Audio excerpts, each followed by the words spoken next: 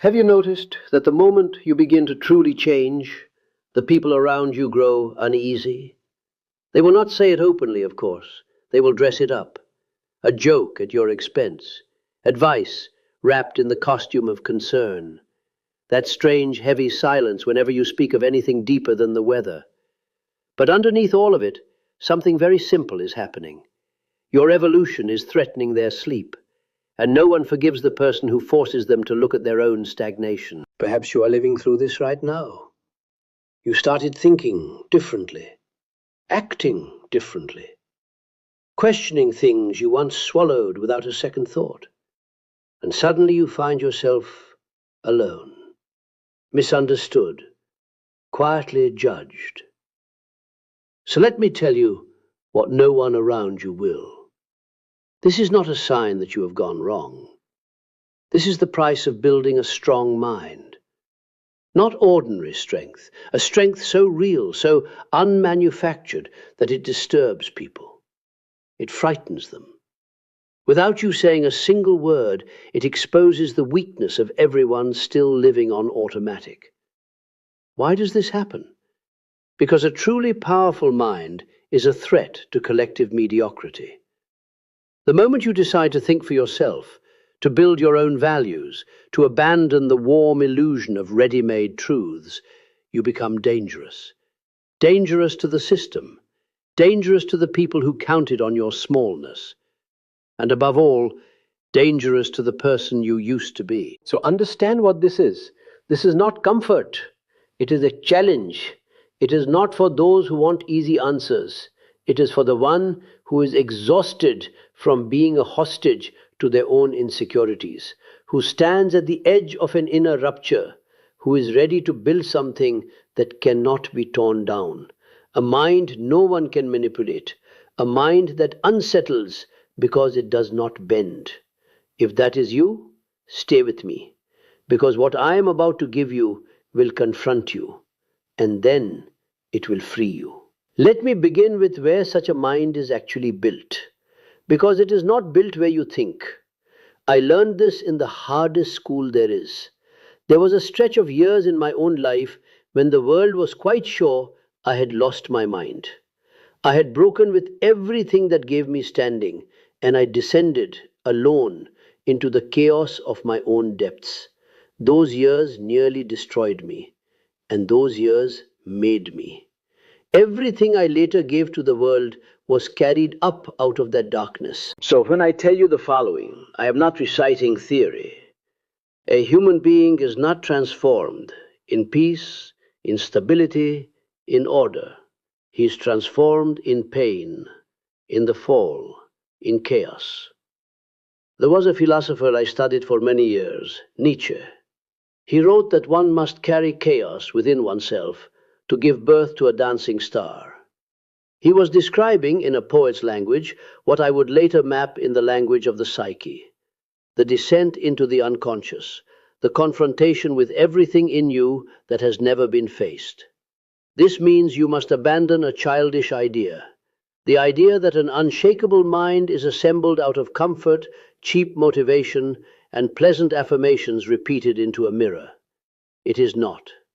Real strength is born when you face suffering without running, when you stop begging life to be easier and start demanding of yourself to become stronger. Test it against your own history. When did you grow the most? Was it when everything was pleasant? Or was it when you were shattered, lost, stripped of direction, forced to rebuild yourself with your own two hands? Pain is not an error in existence. Handled consciously, it is the engine of it.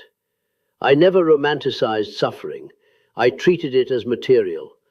And if you can change your relationship to pain, to failure, to solitude, you begin to forge something genuinely rare, a spirit that cannot be tamed. And it is exactly there that the world begins to be disturbed by you. Because while the many flee from chaos, you will have learned to walk inside it. While they beg for normality, you will be building something greater. But understand what strength actually is, because you were lied to about that as well. Being strong is not smiling at all times. It is not a performance of control. Being strong is enduring the unendurable and emerging from it more dangerous than you entered. Yet I must warn you, chaos alone is not enough. Chaos without a center destroys. A man can drown in his own depths if he has no anchor. And this brings us to the most decisive rupture of all. The moment the sky goes silent and the entire weight of existence lands on your shoulders. If this is reaching something in you, subscribe to this channel, because what comes next is the threshold most never cross. Nietzsche made a declaration that shook his century. God is dead. And people misread it then, and misread it still. It was not a celebration, it was a warning. What died was not merely a figure in the heavens. What died, for modern man, was the illusion. The illusion that a higher authority is managing everything, that there is a plan already written, a meaning handed down from outside, a great account in which all your suffering will be justified at the end. I spent my life with the patience of that dead illusion. And I will tell you what Nietzsche announced but did not live to resolve. When the old authority dies, its energy does not vanish. It falls into you. The meaning that the heavens once carried must now be carried by your own psyche. And here is the terrifying part. The end of the outer authority is the end of every excuse. Until that moment, it was easy to outsource your life, comforting to believe that everything happens for a reason, that someone, somewhere, is keeping the ledger. That veil is torn now, and reality looks you in the face and says, you are alone. There is no ready-made meaning. You are the creator now. This is where the construction of a powerful mind truly begins, because most people collapse at exactly this point. Alone, before the chaos, without a manual, without guarantees, with no one left to blame, they crumble. Or worse, they hand the fallen energy to the first crowd, the first ideology, the first loud voice that promises to carry it for them. I watched whole nations do this in my lifetime, and the results were monstrous. When the gods die unattended, they do not disappear. They return as possessions, as manias, as mass madness.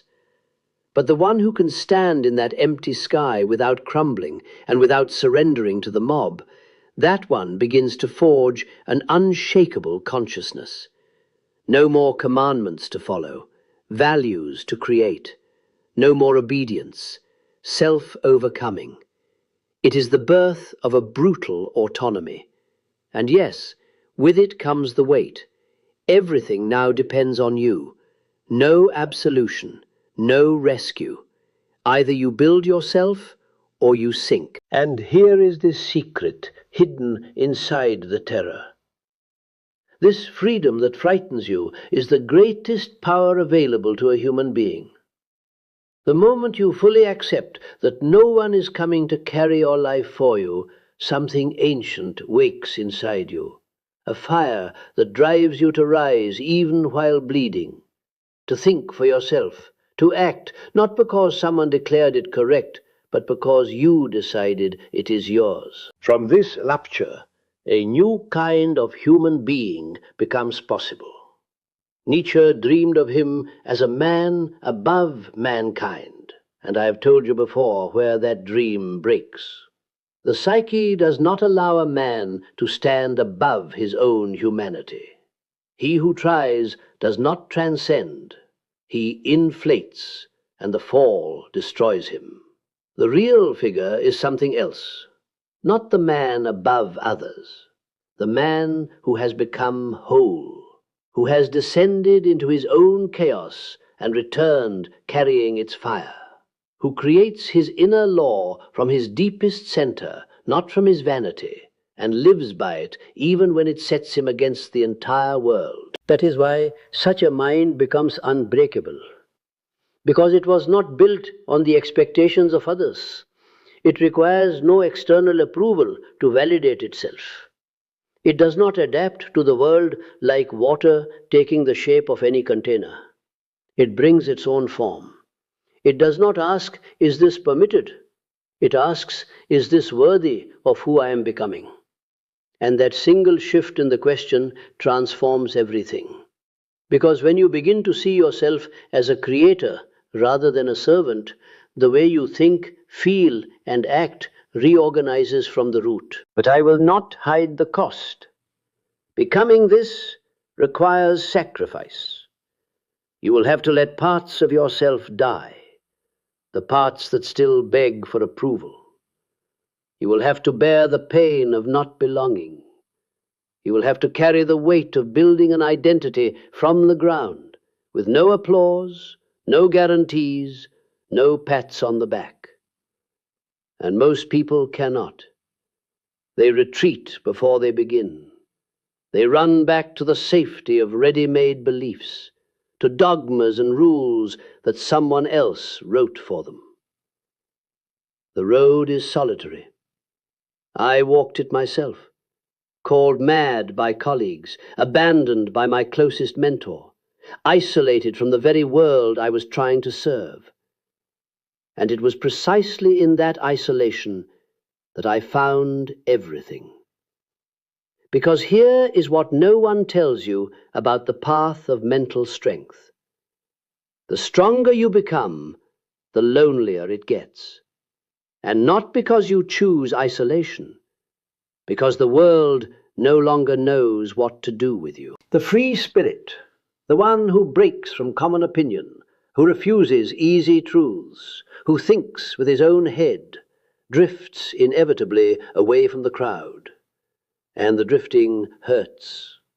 But the pain is necessary, because real growth requires space, and you cannot grow while tied to the expectations of everyone around you. Most people live inside an invisible herd, where every thought is policed, and every action measured by the reactions of others. They walk in a group, think like the group, and feel safe because there are bodies on every side. The path I am describing tears you out of that warmth and throws you into the desert. And in the desert there is no applause, no praise, no guide. Only you.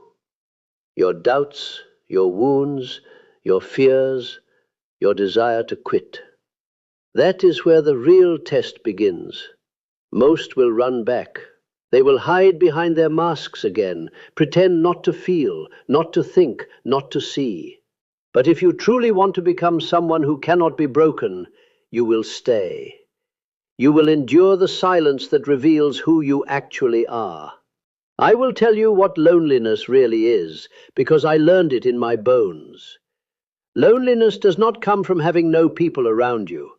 It comes from being unable to share the things that matter most to you, from seeing what others refuse to see.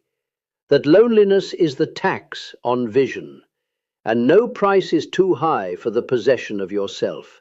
That is the essence of the entire journey, the possession of oneself, the rarest conquest a human being can make. Because when you truly possess yourself, no one else can control you. No one else sets your worth.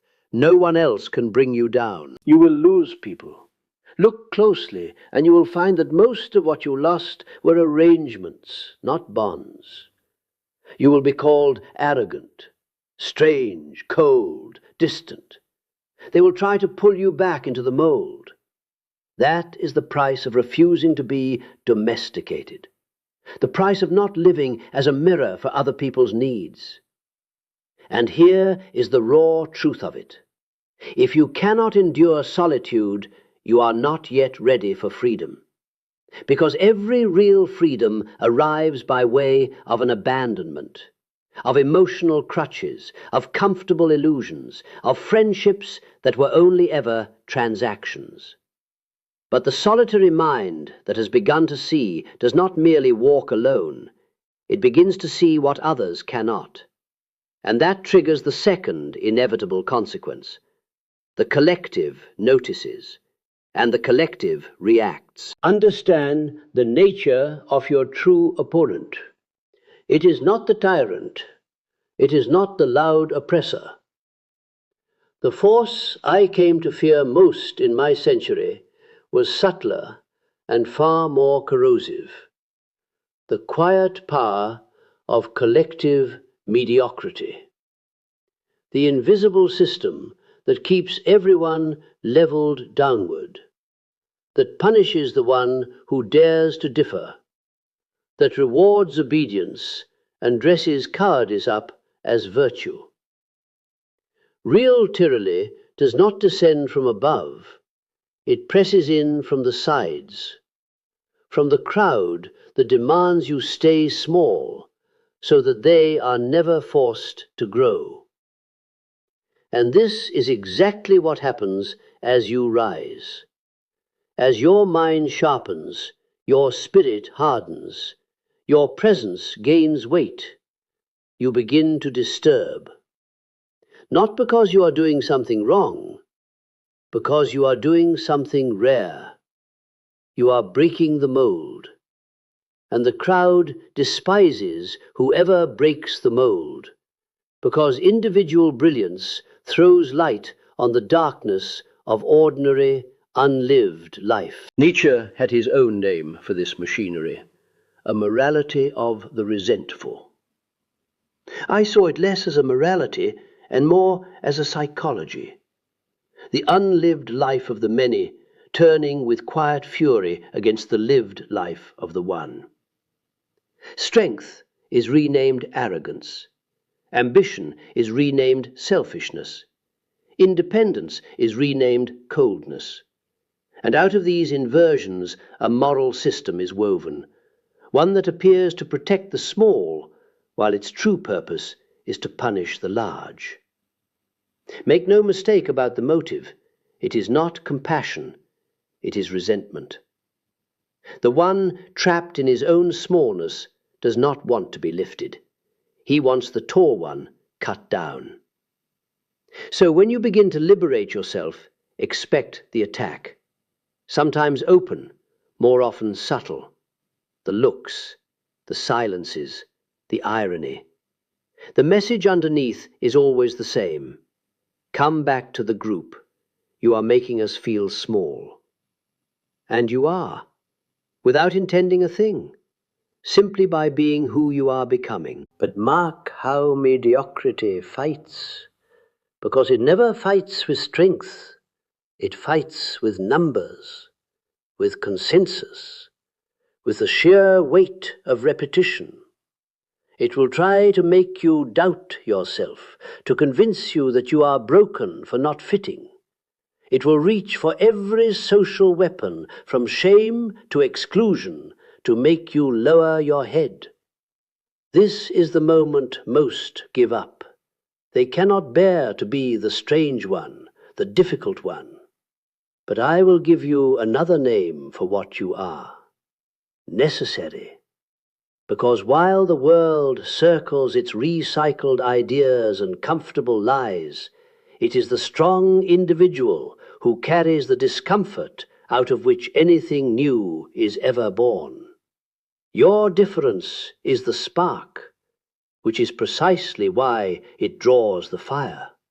So we arrive at the final accounting, the price and the power. You have stayed to the end, and that alone separates you from the majority who fled at the first discomfort.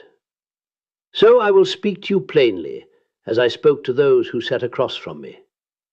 Building a mind strong enough to unsettle people is not merely a choice. It is a renunciation. You will lose. You will lose friendships that stood on shallow ground. You will lose doors that only opened for the obedient. You will lose the ability to be satisfied with little. And in exchange, you gain what cannot be taken: integrity, clarity, presence.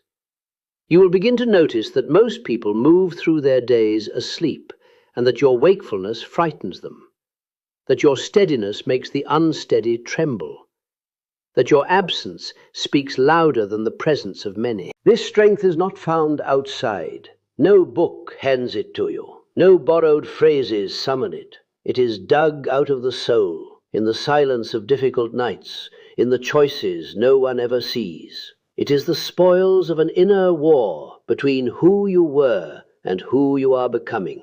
And I must be honest with you, that war has no final victory parade. The truly strong are not the ones who finished fighting. They are the ones who keep fighting when they could already have stopped.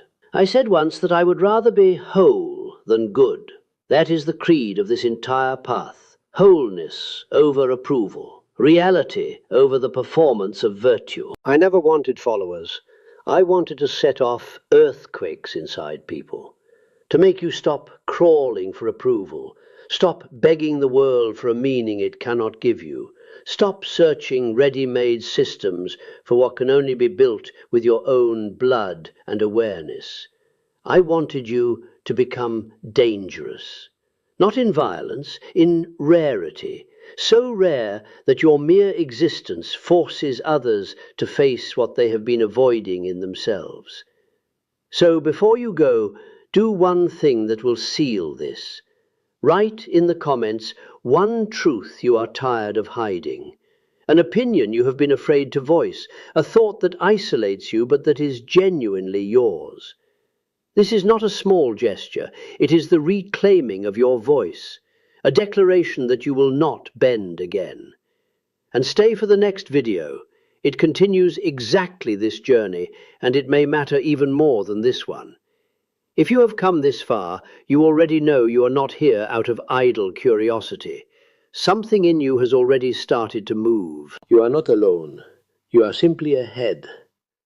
And that is frightening. But it is also freedom.